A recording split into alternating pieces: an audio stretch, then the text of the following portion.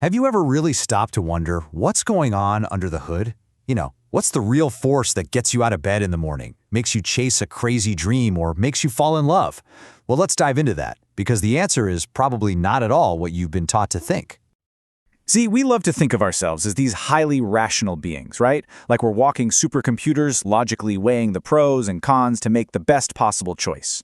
But what if that whole self-image, that entire idea, is based on a massive misunderstanding of how we actually operate?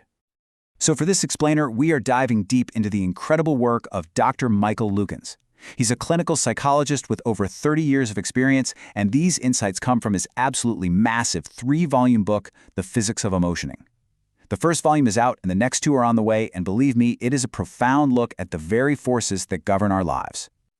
And Dr. Lukens doesn't waste any time. He gets right to it with this statement. The entire idea that we can operate on pure, cold, unemotional reason, he says it's just false. And that right there sets the stage for a completely new way of understanding who we are. So why is that computer metaphor so wrong? Well, think about it. A computer has to be programmed. It just sits there waiting for instructions. We don't.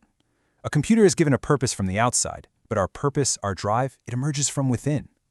A computer can fake caring, but as living, breathing systems, we genuinely care. The key takeaway is this. We are always, and I mean always, already up to something.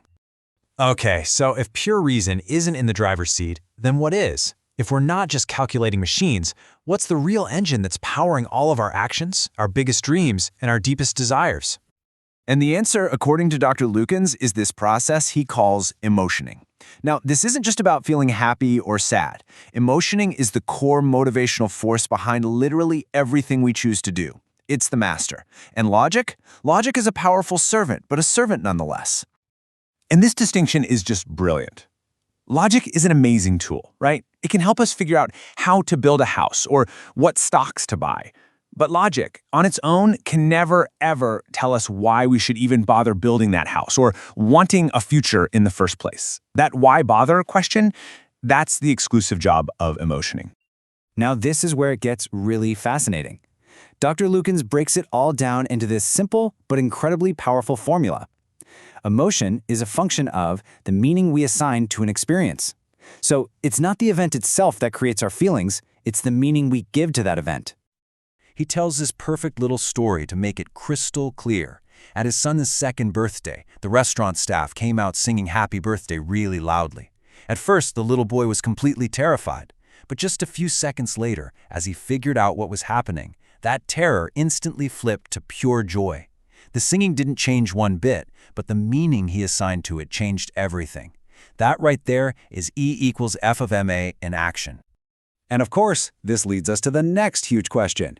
If the meaning we assign to everything is what runs our entire emotional and motivational world, well, where in the world does that meaning even come from? This classic M.C. Escher piece is the perfect visual for the answer. It's a concept called circular organization. Think about it. We are like the hand that is in the process of drawing the very hand that is drawing it.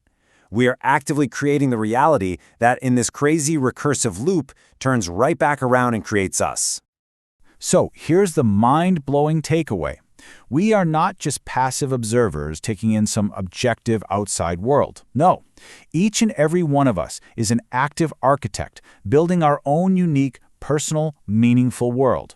You could say we each live in our very own multiverse. This quote just nails it.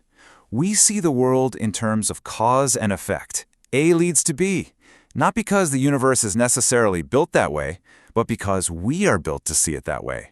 Our own internal structure projects that pattern onto everything.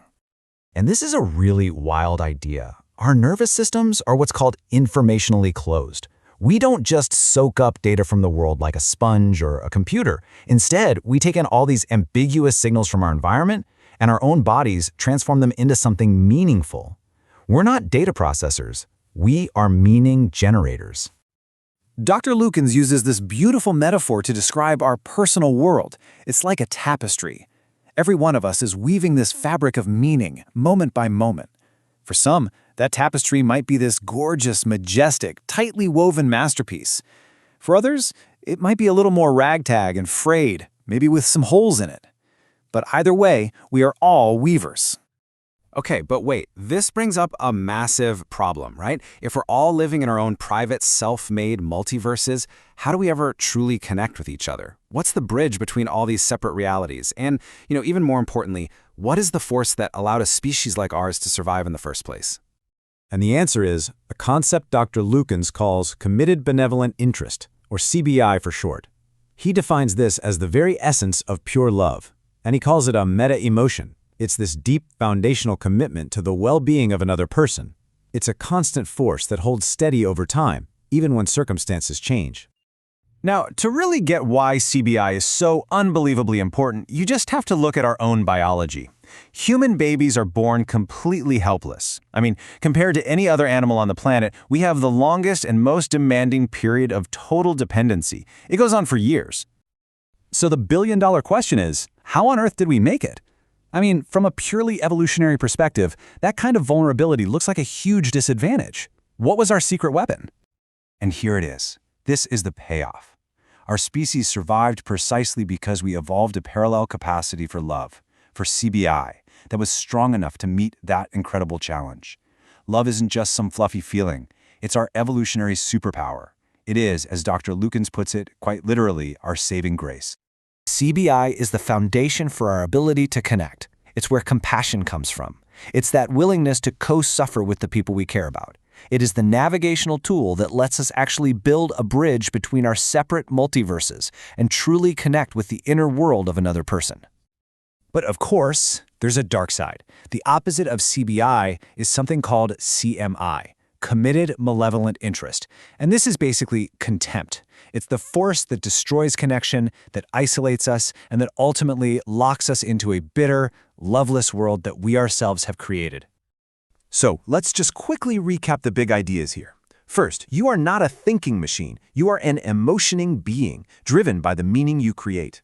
Second, you are the active creator of your own personal reality.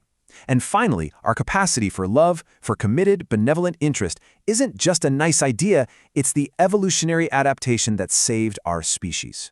And that leaves us with one last really powerful thought to carry with us. If we truly accept that our worlds are built not by cold logic, but by the meaning we create through emotioning, and if we understand that our greatest superpower as a species is our capacity for love, what kind of world will we, together, choose to build with it?